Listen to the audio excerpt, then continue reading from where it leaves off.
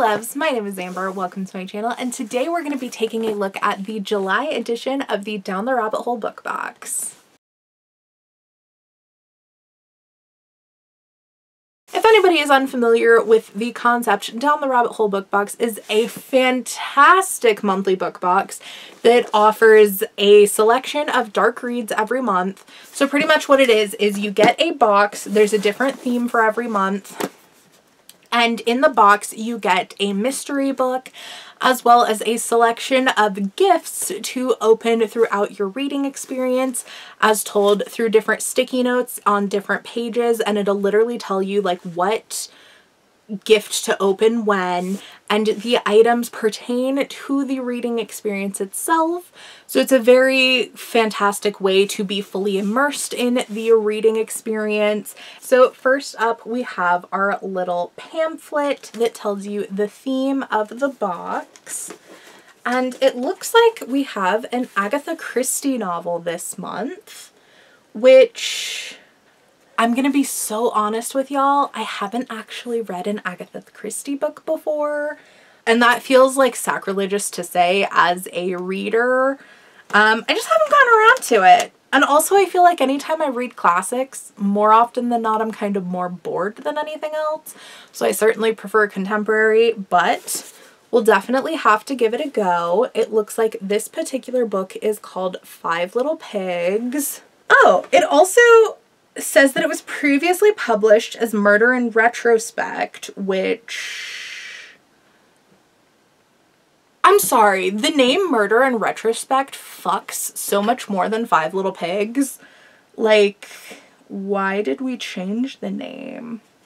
So then of course we can go into the pamphlet itself, which generally just tells you a little bit about the author, some details about the book itself, and then it also gives you the lowdown of how the box works. So for the most part, when you get these boxes, they have everything is like individually packaged and labeled, but it does look like we have a few items that are outside of packaging, which definitely happens. It seems so far every book, or excuse me, every book box has included a bookmark of some kind, and then sometimes there's a few additional little goodies as well that are mostly just like themed and fun and not necessarily direct references within the text. We have a little Starry Night themed bookmark, which of course definitely fits in with the painting theme. Vincent van Gogh was a very famous painter.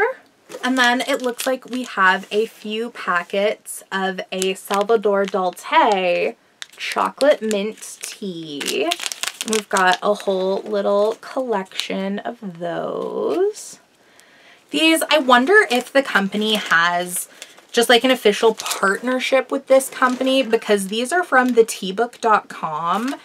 And we've gotten this type of tea several different times. Or I'm sorry, not like this literal type, but like this brand of tea.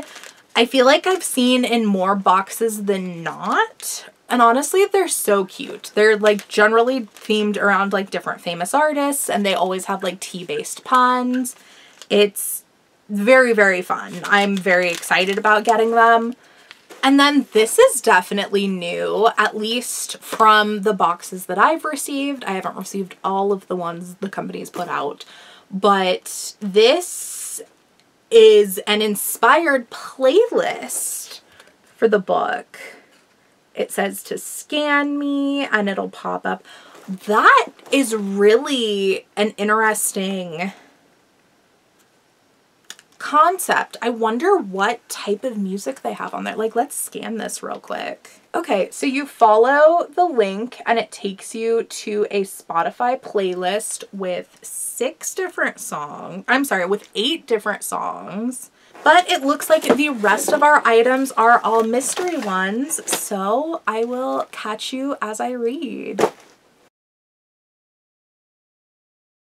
It isn't sentiment. There's her letter. She left it for me before she died. It was to be given to me when I was 21. She left it for that one reason, that I should be quite sure. That's all that was in it. That she hadn't done it. That she was innocent. That I could be sure of that always.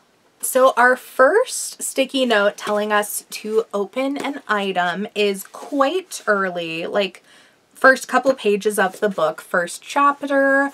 So we will go ahead and open our gift one envelope. My precious Caroline, I have asked for this letter to be given to you when you become of age. I am sure you know by now why you were unable to live a blissful life alongside your mother and father. Not being able to live the life I imagined alongside our family is hell on earth. I know I will not be here much longer, and I cannot go peacefully to be with Amias without my only daughter not knowing the truth. My darling, please believe me when I tell you that I did not murder your father. You are not the daughter of a murderous and vindictive wife. I have always believed your father and I were soulmates. At the time you read this, you might still be too young to understand this cruel, confusing world. In this life, everyone must pay their debts. Please know that I am at peace and you are always so deeply loved.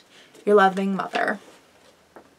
All right, so this is a new one for the box because it's actually like a fake replica of a prop from the book.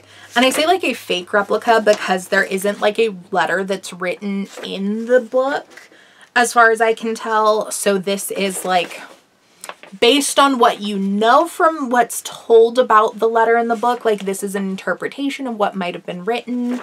And it's just like a little like prop. Mrs. Krill opened the beer, poured it out, and put the glass into her husband's hand as he was standing before the easel. He tossed it off in one draught, a habit of his, I learned. Then he made a grimace, set down the glass on the table, and said, "Everything tastes foul to me today." All right, so it has come time for gift 2 as per the magical sticky notes.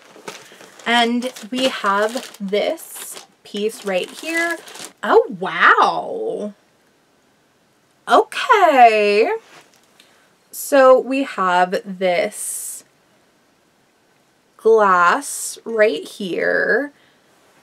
Honestly, it's like a beer stein, but with this skull face on it. All right, I'm honestly really impressed because like I definitely had an inkling, mostly based on like what had been mentioned in the book and the weight of this particular package, that we were going to be getting a glass.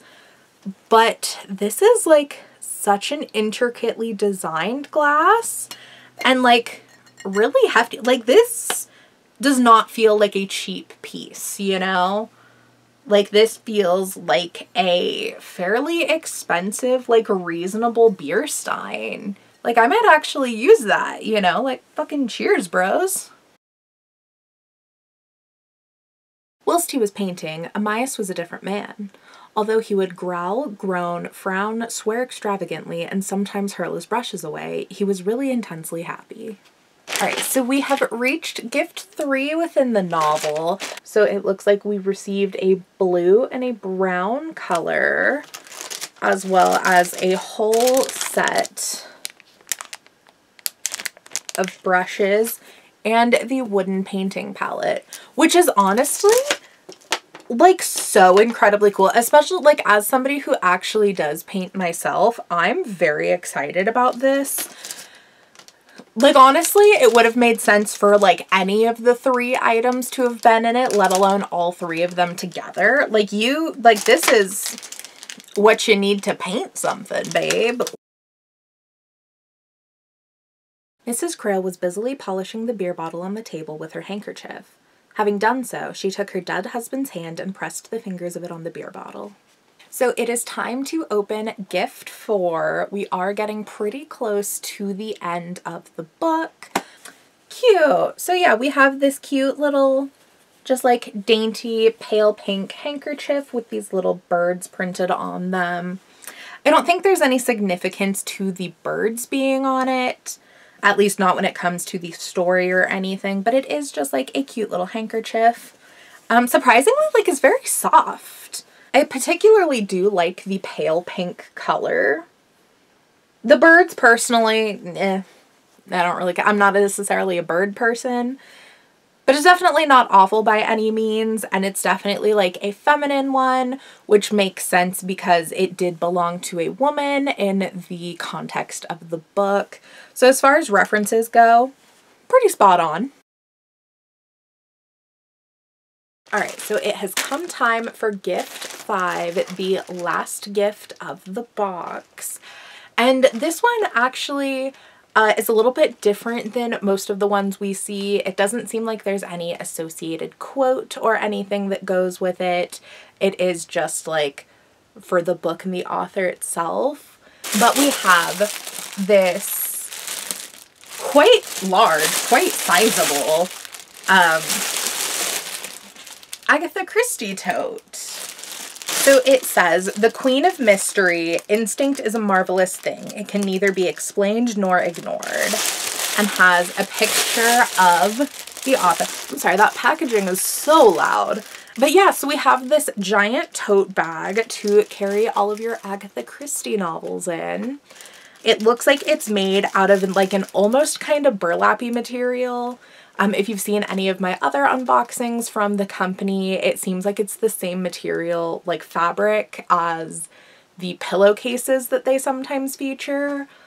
So I'm assuming maybe they're either all made by like the same company or they are made in-house and like printed for Down the Rabbit Hole, which I'm not exactly sure, but we do have this tote as our last little gift. I'll definitely have to read a few more Agatha Christie novels to see if it's an author I like enough to keep the bag myself. But that won't be an issue because I absolutely adored this book. I have finished it at this point because like gift 5 was on the last page. So I finished the book. It was actually really, really good. But yeah, with that, those are all of the gifts that we have received in the Death of a Painter Down the Rabbit Hole book box. And I'd say it was a pretty solid month. One, it's always lovely when the books are good. I'll say overall, like the book selection in Down the Rabbit Hole that I've received so far has been like out of the park. As for gifts, I think we got a pretty solid selection this month. Definitely a very, very solid box. I am once again just like stoked. I've never had a bad like unboxing experience with this company so far, so it's definitely very, very lovely. I would definitely recommend checking out the company for yourself if you haven't already. You can get 10% off of your first box with the code MyFirstBox10. And I definitely recommend you at least try it, if not get the entire subscription. I've yet to have a bad experience so far, so hopefully if any of y'all check it out, you will feel the same. Anyways, thank you guys so much for watching. I had a blast hanging out with y'all. Peace.